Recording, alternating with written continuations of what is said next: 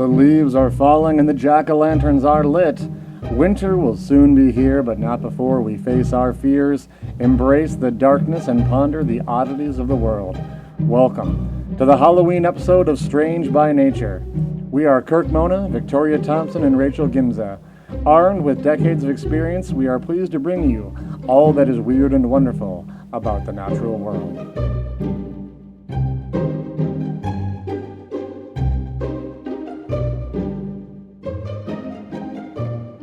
Hello, everyone. I'm so excited. Oh, it is our Halloween show. Who is excited for Halloween? I'm so excited for Halloween. I love Halloween. I love it so much. It's so great. It's like 2 days before my birthday, after my birthday, so it's just woohoo. Yeah, it's a extended celebration of Rachel's birthday, of course. Mm-hmm, of course. That's how I treated it as a child. Magical time of year. Oh, so good. One of my favorite holidays. Wonderful. Well, we have tried to, this is our first Halloween episode on the podcast, and so we thought it'd be fun. We talk about strange stuff, of course, every week, but we tried to go a little bit either spookier or darker or even stranger this week and come up with some new topics for everybody. And I'm kicking things off. I will say mine gets a little on the dark side, so a bit of a sort of trigger warning, if you will. My story does involve the death of a child, and if that's something, or multiple, so if that's something that would be something you are not wanting to hear right now, I would suggest skipping ahead 10 minutes. And then Rachel will be after me. I know, Rachel, you mentioned your story. My story should be generally okay, but it does involve the depiction of an illness, so I definitely don't want anyone to be... You all have the benefit of knowing what our topics are going into it, but... Right, it's right there in the show notes. Yeah, just be cautious and be safe, friends. Read the label. There you go. Read the label. Read the label on your podcast and your candy as we proceed. Are we ready? We're ready. Only always spook me. Kick us off, Kirk. Right. Well, I'm going to take us back a number of years. I've been a professional naturalist for quite a long time. And one of the previous places where I worked, I was doing a lot of outreach. I was, in fact, the outreach coordinator, outreach naturalist. So I was always kind of out and about, going to schools and things like that. And one of the schools that I worked with was a partner school of ours. And I would be there quite often, but sometimes the way their schedule lined up, I'd only be there for the morning. And then the kids would all go to lunch, and then I was done for the day with that part of my job, and then I'd have to go back to the nature center. But the school was kind of a long drive, and I didn't want to wait until I got all the way back to work because it was already lunchtime by the time I stopped. So I took to stopping off at a small local park to eat outdoors, which I love to do. It was really peaceful, lovely. Little park. Yeah, it was on like a sleepy little road, so it was pretty quiet. There was always sort of some empty tennis courts, a few picnic tables. Wasn't a really big park, but it was on a pretty little lake. And I'd eat my lunch and spend a few minutes maybe scanning the area with my binoculars to see what birds might be hanging around. And not being from the... Oh, very much so. But not being from the neighborhood, I had no idea this park was home to a deadly killer. Okay. I was having my lunch at the infamous Lily Lake. Have you heard of Lily Lake before? I have. No? All right. Well, the first clue that something was perhaps a little different about this lake and park was the white signs posted down by the water that read, "No swimming" and "Beach closed." And the reason why dates back to the year 2010. So let's start there. This predates my time in Minnesota, so that probably explains why I haven't heard about this. All right. Well, the summer of 2010 was hot in a lot of places, including Minnesota. And 7-year-old Annie Bonneman, like many other children and families, was trying to cool off that summer, and she loved to swim. And as the summer wore on and the heat continued, her family swam in a lot of places. I know they swam in the St. Croix River, which is nearby. They swam in Lake Carnelian and Lily Lake. And these are all in a town called Stillwater, Minnesota. Mm-hmm. And all three of these were popular places to cool off and have been popular swimming locations, frankly, for hundreds, some of them probably, if not thousands of years. Right. So something unusual happened to Annie, though, in August. She started to feel sick. She got a fever that steadily increased to 104 degrees Fahrenheit. Oh. She began uncontrollably vomiting, which is That's really not bad. a good situation for a 7-year-old. And her parents got her in the car and rushed her to Children's Hospital, which is 30 minutes away in St. Paul. And she was having seizures in the car on the way there. Yeah. After being checked into the hospital, she complained that her head was hurting quite badly. And she even started to hallucinate when she asked her parents why there were all these animals in her hotel room. Boy. You mean her hospital room? In her hospital room, and clearly there were no animals in her hospital room, but she was hallucinating and seeing them there. Yeah, when you have a fever that long, high, yeah. Yeah, it wasn't long after that she stopped talking and lost consciousness, and she did sadly eventually pass away. Now, doctors in the family decided on an autopsy to find out what had happened, and the results, frankly, were terrifying. Oh, no. Annie's body had not been attacked by a virus or a bacteria. Oh. The autopsy was pretty clear. Her brain had been infected by brain-eating amoebas. I remember Yeah. when this was a bit. Oh no. That's where I thought you were going with this. Yeah, so... That's, this is one of the spookiest topics that I could really think of here, and it is a sad one, but the culprit was Naegleria fowleri. It's an amoeba that grows in warm waters. Now, interestingly, this was the first ever case in Minnesota. And even at the time, there were concerns that there would be more cases as global warming increased, and the chances of extra warm summers became more and more common. And it turns out that is exactly what has happened. yeah. In 2012, just 2 years later, a 9-year-old boy named Jack was also swimming in Lily Lake, and not long after, he too became infected with brain-eating amoebas. Since then, there have been other cases, and the amoeba has now claimed the life of 4 children just in the state of Minnesota.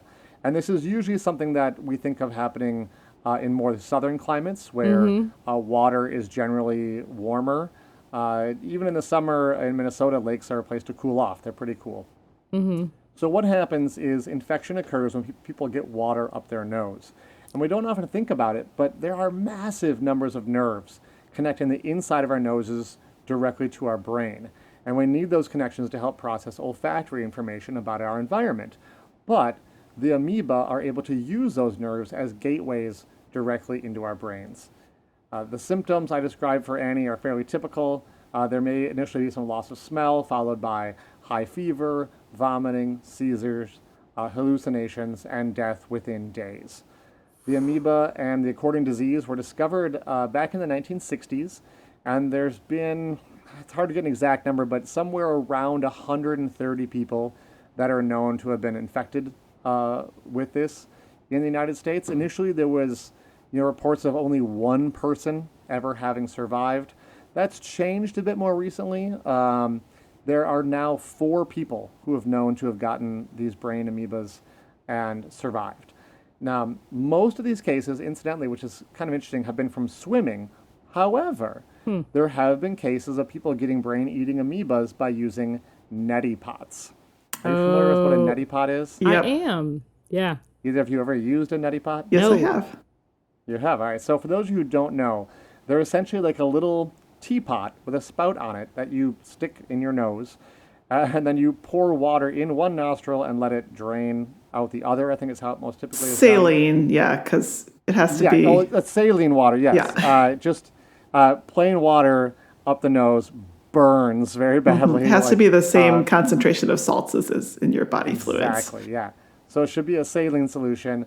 One of the problems is, so I should back up. So what happens then is, why you would do this is that water drains out, and it's a form of nasal irrigation to kind of flush out like mucus and make it easier to breathe if you have a sinus infection. The trouble is, not everyone does it correctly. As Right. Victoria was saying, you have to use saline solution, and not your contact lens solution. Oh my God. But no. the water you're going to use has to be boiled to make it as sterile as possible before putting it up your nose. You do not want to be putting tap water up your nose. We tend to think of tap water as being really safe, but there's all kinds of stuff in there. There have been a number of deaths from neti pot use from things other than brain amoebas as well, when people use water that has not been, boiled or just fail to keep their pot clean, and you get bacteria and stuff that breeds in there, and then you're shoving that up your nose, which is not a good thing. Definitely not. Knowing what you know about brain-eating amoebas, the fact that 2 children have died just in Lily Lake, would you swim in Lily Lake? I wouldn't do a cannonball. I'd wade. All right. I say I have not swam there, but where I did swim as a child is at River Country in Disney World down in Florida, the water park attraction. It was essentially built into Lake Buena Vista. It was super fun. It's been shut down now. It doesn't exist anymore. But it was a really great water park, and the water of the water park was untreated lake water. And sure enough, an 11-year-old died after swimming at Lake Country back in 1980. And he was amazingly the 4th child to die from swimming in water in Florida in just that 1 year from brain-eating amoebas. That's a lot. So that was a pretty bad year in Florida. Now, I did not visit River Country, it was called in Disney, until probably around 1985.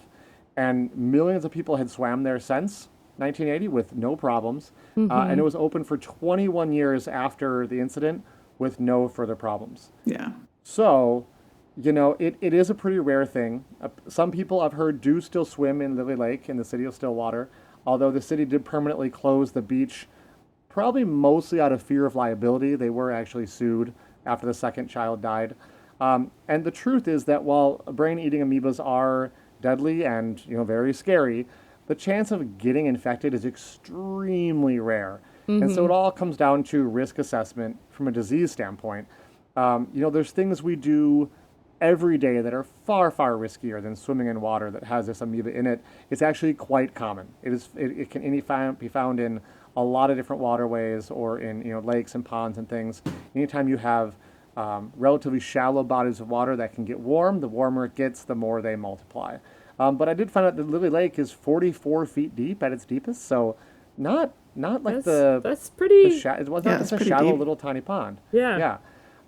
But I do want people to think, if you're like, oh my gosh, I am never going swimming again. That might be where my brain is, Kirk. Think of all the millions of people who've gone swimming since we identified this amoeba back in the 1960s, and only about 130 people have died. I did not look up the statistics, but I'm guessing more people than that have drowned. Oh, for absolutely. sure. Right? So, the risk of Getting this in your car is low. far more risky. Yeah, driving It to your is. local swimming hole is far more risky than getting this. The risk is extremely small. Now, that being said, when the summer gets hot and the water gets warm, it is best practice to keep your head above the water and amoebas out of your nose. Yeah. So that's Seems my fair.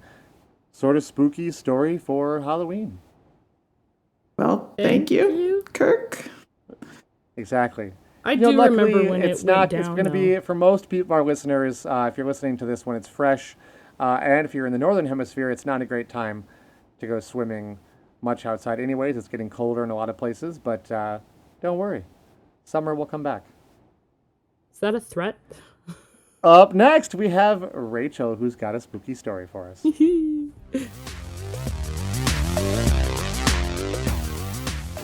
Kirk here with a quick note. If you're enjoying the show, be sure to subscribe and leave a 5-star review. It helps other lovers of the strange find our show. You can also find and follow us on social media. Search for Strange by Nature Podcast on Facebook, Twitter, and Instagram, or come visit us at strangebynaturepodcast.com. We'll see you there. Now, back to the show. Alrighty, everyone. Welcome to the part of the podcast where Boy. I do not speak in that accent the entire time. Thank I thought you did goodness. the whole thing that way.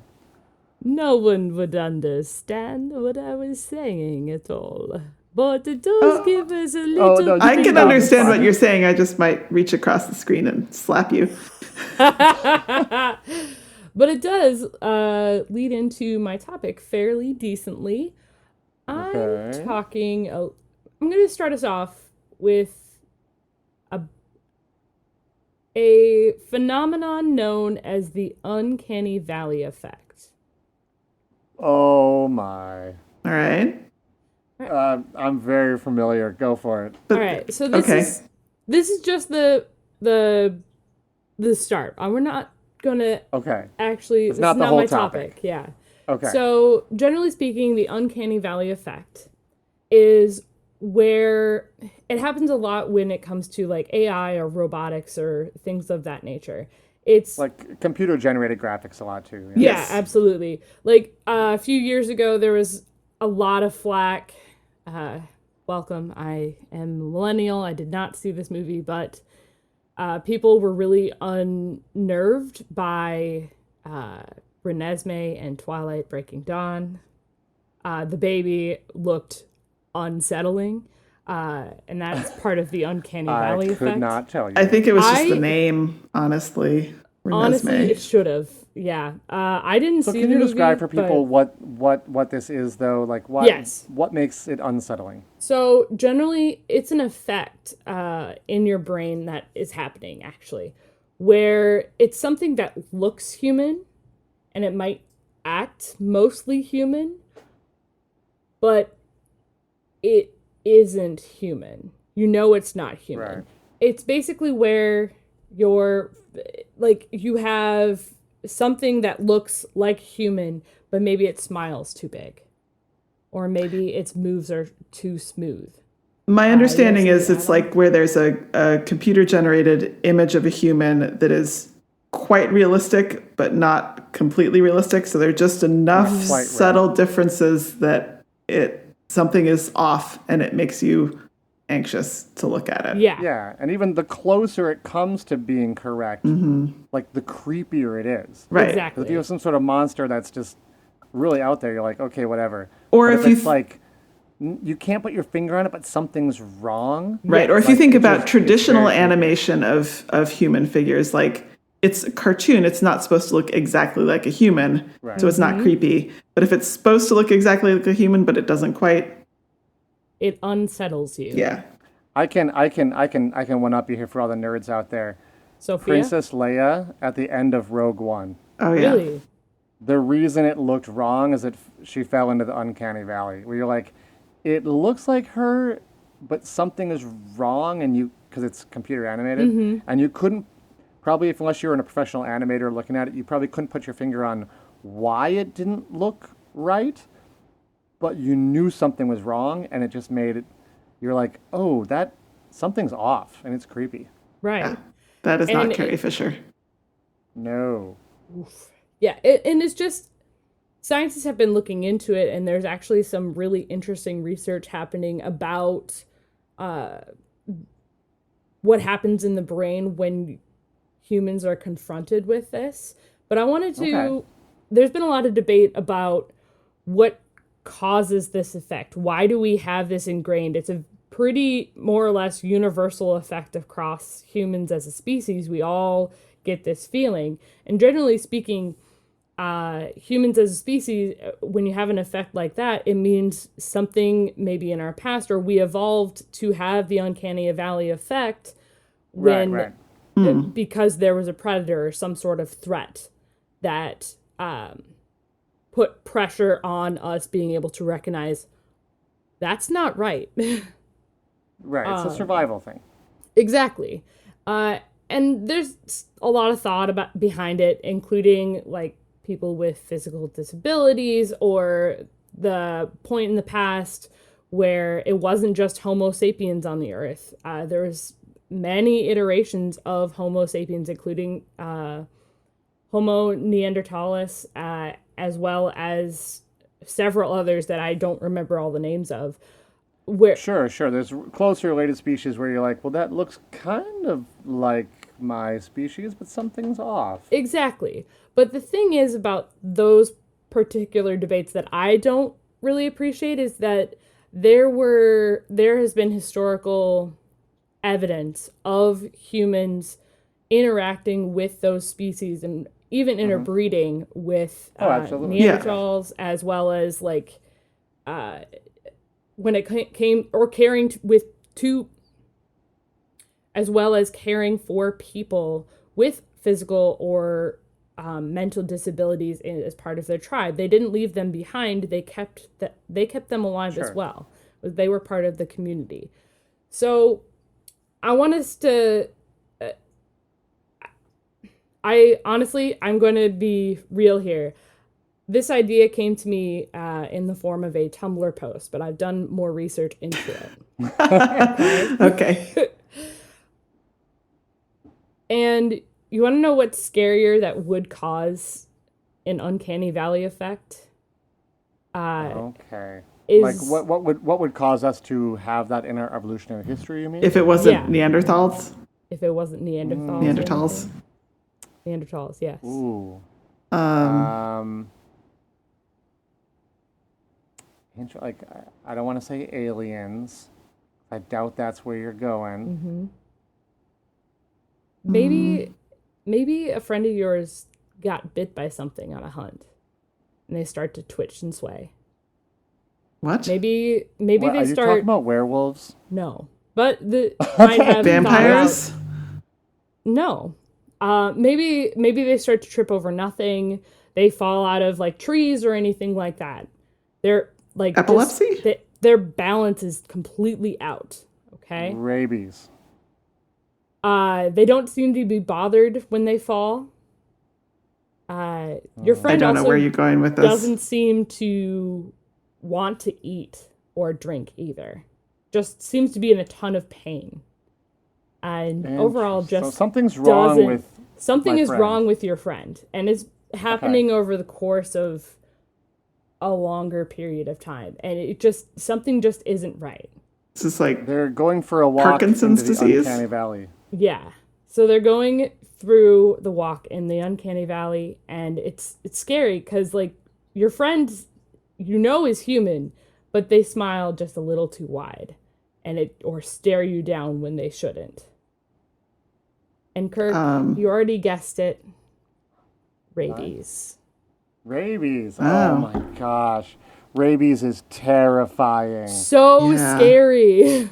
So rabies is a potential reason or any type of disease like prions, or maybe even the amoeba that you were talking about too. Right. Diseases in general like that, where your friend who you've known for a long time all of a sudden starts just acting bizarre and strange, that would cause a lot of pause in humans, enough where if someone is sick, for example, rabies is a super infectious disease, and it relies on being able to bite or pass saliva through to another host, okay? Right.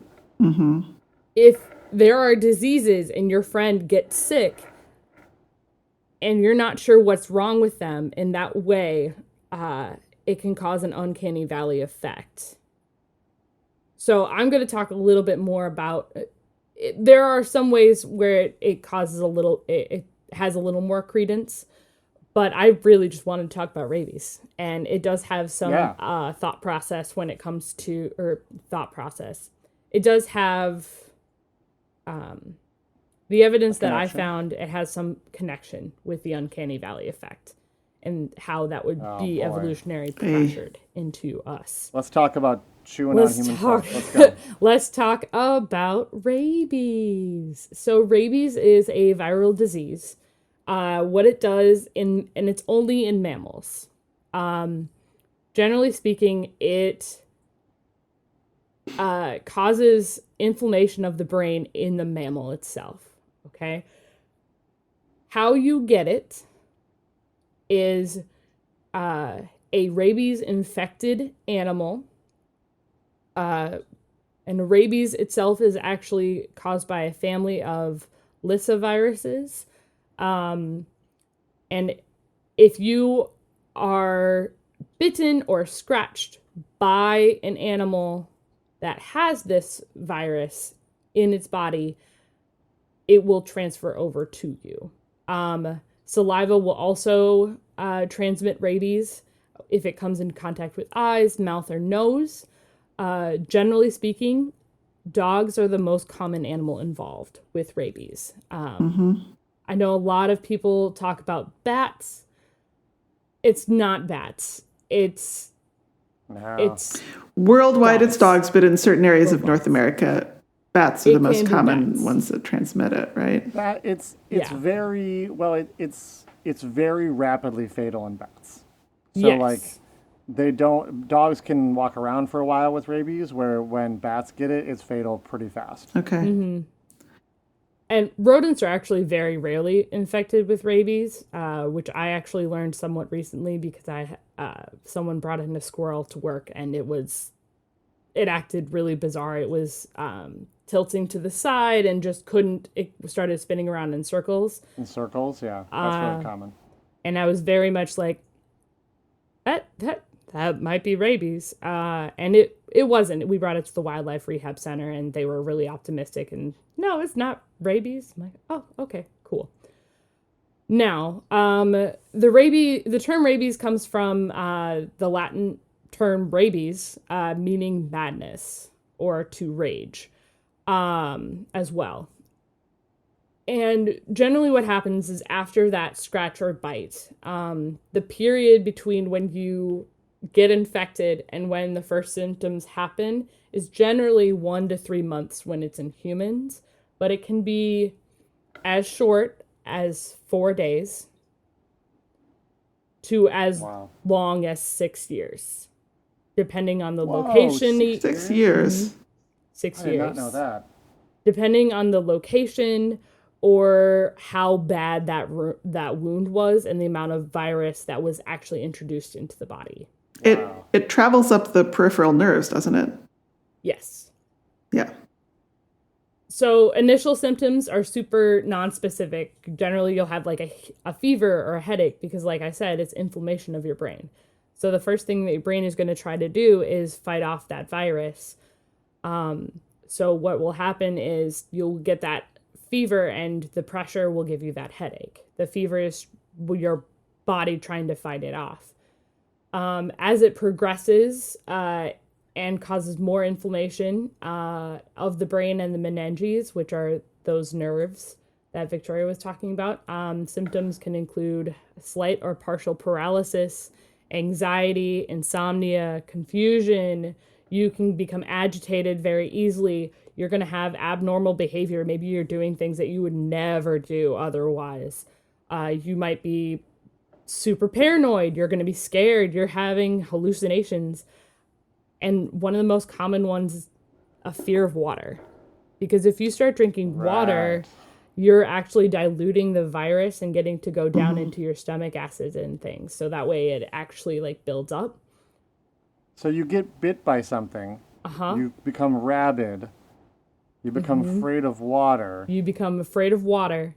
You become a werewolf, basically, is what you're saying. That is actually some thought behind rabies That might be where the whole werewolf thing came is from. coming from. Yeah.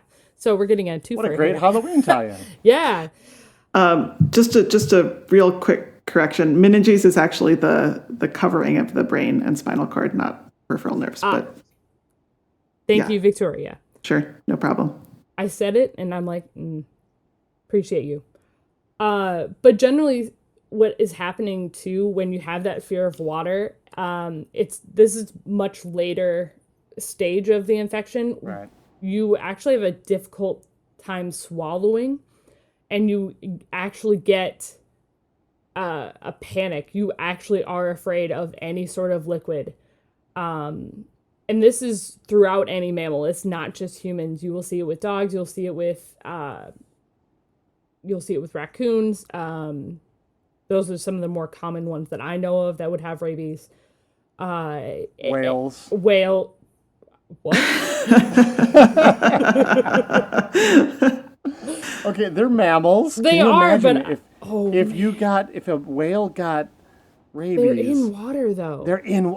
How terrifying would that be? That'd be so bad. Moving right along. Anyway, so like they cannot swallow saliva and water, and it has a higher chance of being transmitted. And and it multiplies and accumulates in the salivary glands, and is transmitted primarily through biting.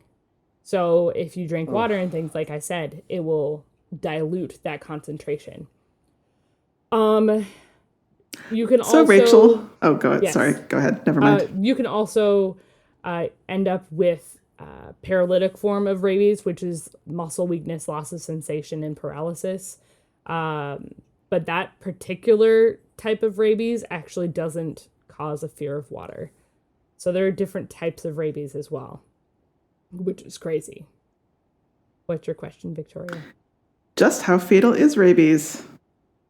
As soon as symptoms are shown and are you can see that you have that headache, you have any of the symptoms that I just talked about, you're gonna die. It is 100% fatal. You know, Except yeah. There has been some supportive treatment that has been shown in very few cases to allow the person to overcome rabies, but it is a months-long process and it's super expensive to even go through. the Milwaukee Protocol. It's the Milwaukee Protocol, and generally speaking, there's also a some thought that there may be some people in the world who have a natural resistance to rabies from having generations of families living in areas that have high incidence of rabies, which is something pretty new that they're looking into. Because there have been, I want to say it was in South America, but don't quote me on that. Yeah. That there was a number of small groups of people who seem to have some sort of natural defense against it, and researchers want to study that a lot because that'd be potentially huge. very valuable to understand Yeah. to save a lot of people's lives. Wow, I didn't know that. That's interesting. Yeah, that's Yeah, and the really Milwaukee fascinating. Protocol basically like you put the patient into a medically induced coma for months, Yeah. right? Yeah. Yes, and it's pretty much to prevent. The overall protocol is super complex, but it's to prevent the autonomic nervous system from shutting down, pretty much. And they put them in that coma and they start using antiviral medications, but it takes months. And 17, it's the 6th version that was came up in 2018 is 17 pages with 22 steps of treatment, detailed monitoring, and timeline of expected complications that happen. But Don't get bitten. don't get bit, or if you do get bit, go and, especially if you know that animal had rabies, you need to go and get your vaccine. They do have a series of shots that will help prevent, but if you end up showing neurological symptoms, you're more or less done. So Now, am I remembering that one of the symptoms too is that, like, you also get the desire to bite yes, things and people? yes, and that's That's the just disease fascinating. trying to get you to bite other people. Right. One thing that I So found, it's amazing how that really is pushing you to go forward and progress the disease and keep it alive throughout the population. One thing that I found really fascinating while researching rabies, which are RIP my search history, is the fact that it actually doesn't exist in some Pacific island countries, and it's not found in Antarctica, which I did not know. Well, there are no land mammals in Antarctica, are there? Well, okay. I knew that about Antarctica, but some of the Pacific islands do not have any rabies at all, which is fascinating. Right. But that's all I have for you today. So we're going to take a quick break and go to Victoria. All right. Well, we're back. Both of you chose really disturbing diseases for your Halloween episode. True enough. Yeah. I am going with Fair. something that's more of a, I'd say more of a traditional strange by nature topic, but just, you know, a little Halloweened up. Is it I'm more going with a fun? couple Are you of- bringing us up after our downers here? Yeah. Yay! I'm returning to a couple of, you know, highly phobia-inducing animals that I've talked about before in a couple of different contexts. Spiders? Is it spiders? Spiders and snakes. Two great All tastes right. that taste great together. This time I am talking about Wow. Okay. spiders that eat snakes. What? Yes. Wait, okay, hold on. Hold on. Spiders That eat eat snakes. Snakes, You not heard that snakes right. that eat. Okay. That All is. right. Is it like a tarantula?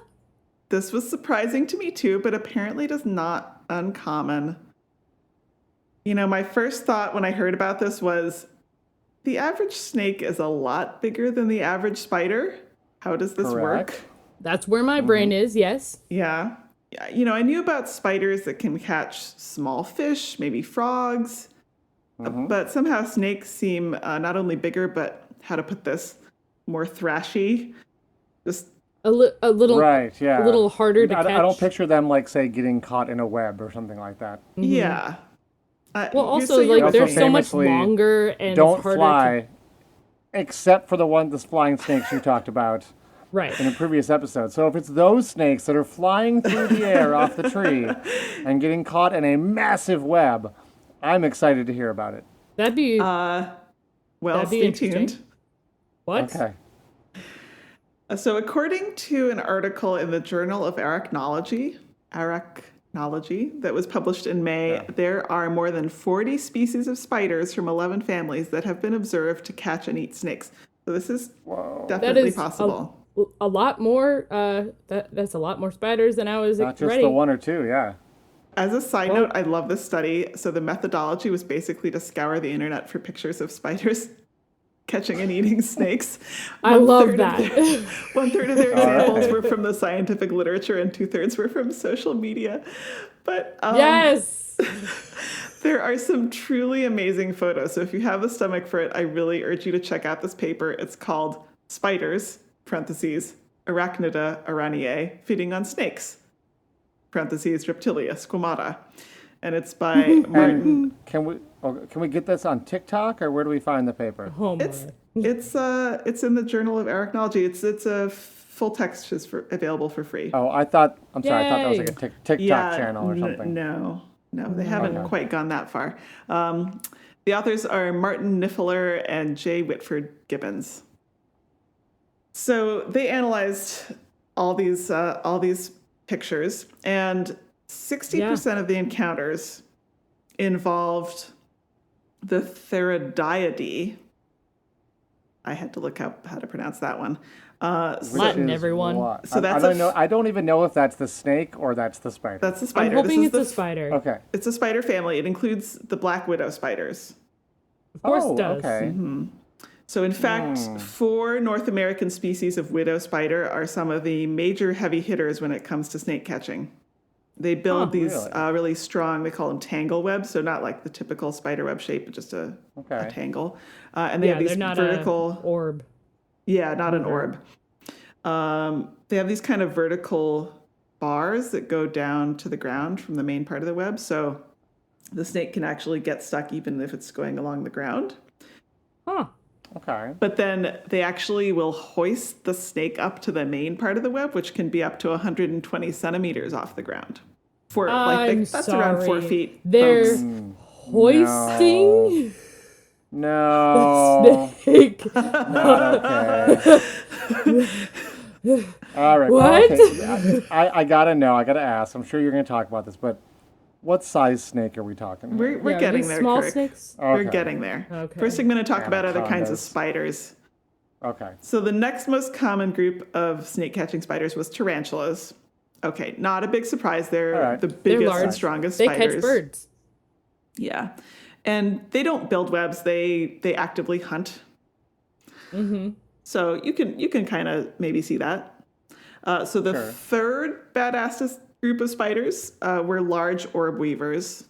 We talked kind of about orbs, that typical, stereotypical spider web shape. Interesting. And an orb weaver caught the largest snake on record in this study. The snake was 1 meter long. And it weighed up to 45 grams, which is like an ounce and a half. That's what? Wait, hold on. Hold on. Wait. Those two things are incongruous in my brain. I know. It was 1 meter long, but it only weighed 45 grams. These are some skinny snakes, Kirk. 45. Yeah. Okay. That's 45 paper okay. clips. For those playing at home, yeah, that's 45 jumbo-sized paper clips. That's nothing for a 4-foot-long snake. So, first of all, I'm going to say that their methodology was based on evaluating the photographs. Right. Did they print the photograph out and weigh the photo? Is that how they I was came a up little with like a thrown heavy off. cardstock? I was a little thrown That's off a by the heavy weights and the cardstock. lengths Did too. they forget a 0 on the end of the 45? This is something I was a little thrown off by in the paper too, and I don't know how to resolve it. I don't know if the weights are wrong, my mental schema is wrong, or what. But the average size of snake caught by a spider in this study was not huge. The average length was about 26 centimeters, which is about 10 inches. Okay. Still impressive, yeah. Still impressive. That's decent. But here's the thing. Most of the snakes that were caught were just hatched or were juveniles. I was wondering about that. Okay. Yeah. And I think those tend to have a low body weight for their length. So they're all right. still trying to figure out what to do with their bodies. Little baby spaghetti noodles. yes. And generally, they did a correlation. So generally, the larger the spider, the larger the type of snake they were able to catch, although it's not a super strong correlation. Okay. And obviously, web strength is also going to be a factor here. Very much. But let's talk about venom, shall we? Of the Yes, spider? please. I want to Yes. say again how much I love this paper. One of the section titles was Clash of the Venomous, Black Widow Spiders versus Venomous Snakes. Oh, yes. This is like is- one of those schoolyard conversations, love pirates this. versus ninjas Totally. or something. Totally. Oh, absolutely. Can we we should link this on our social media if we can, because this sounds like a great paper. Yes. Other than the weight of the snakes, which I'm a little skeptical about. Right. At any rate, all spiders are venomous, but about half the spiders involved in the snake catching were species that make really potent neurotoxins. Some of these being famous ones like black widow. Right. Amazingly, about 30% of the snakes caught were also venomous, including coral snakes, rattlesnakes, fertilances, and Australian brown snakes, which are the most toxic snake in the world to humans. Yikes. Yeah. Ooh. Okay. No, thank you. Nope. I'm good. However, Hard pass. if you think about it, it's not very likely that a snake would bite a spider normally. No. And there's no Pretty record of that small. happening in any of these cases. And in addition, the venomous snakes that made up most of the spider food here are specialized vertebrate prey. And Okay. so, although there is not really research into this, although maybe now there will be, it's quite possible their venom wouldn't really work on an invertebrate like a spider anyway. Interesting. Right. But the Which makes spiders sense. do have venom that can affect vertebrates. So they can paralyze and kill their serpentine prey. And finally, Horrifying. That's It's horrifying. Halloween. I guess I'm just picturing when you're out trick or treating and people put up like the giant spider webs in their Which yard. are wrong, by the way. which are like terrifying enough. But now I'm picturing like With a a venomous snake stuck in that web along with the spider, yeah, and that's yikes. Thanks for the idea, Kirk. the Know final what's happening in question my house. that some of our listeners, readers, viewers, listeners may have is, how does a spider actually, eat a snake? One bite at a time. One bite at a time. A nibble. Well, it's the same way they eat insects, in fact. They Yeah, inject oh, a digestive gross. enzyme, Yep. and they let it turn the inside of the snake to a slurry, and then they Liquefaction. drink it up like a Drink it. milkshake. Shake it, yeah. I had a milkshake yesterday. Why would you do this to me, Victoria? Oh. Your milkshake brings all the spiders to the yard. Something like that. I don't know. I hope not.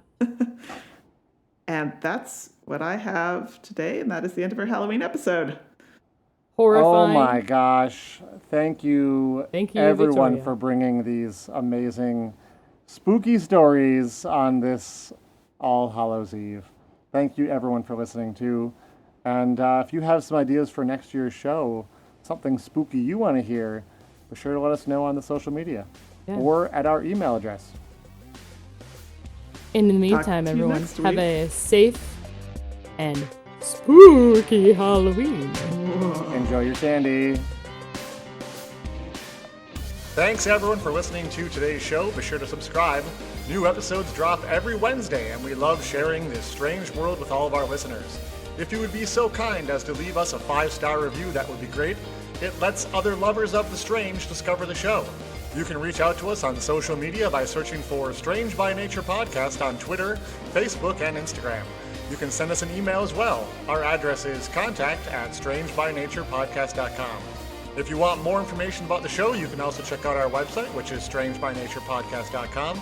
Until next week, get outside, stay curious, and embrace the strange.